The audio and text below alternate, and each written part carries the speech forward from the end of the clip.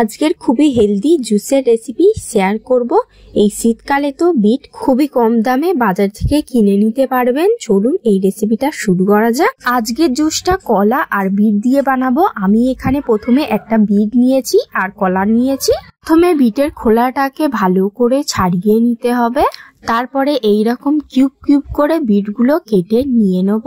মিক্সিতে বিটটা নিয়ে সাথে কিছুটা জল দিয়ে বিটটাকে একদম ভালো করে পেস্ট করে নিতে হবে। একদমই যেন ডেলা না থাকে, তাহলে গালে পড়বে।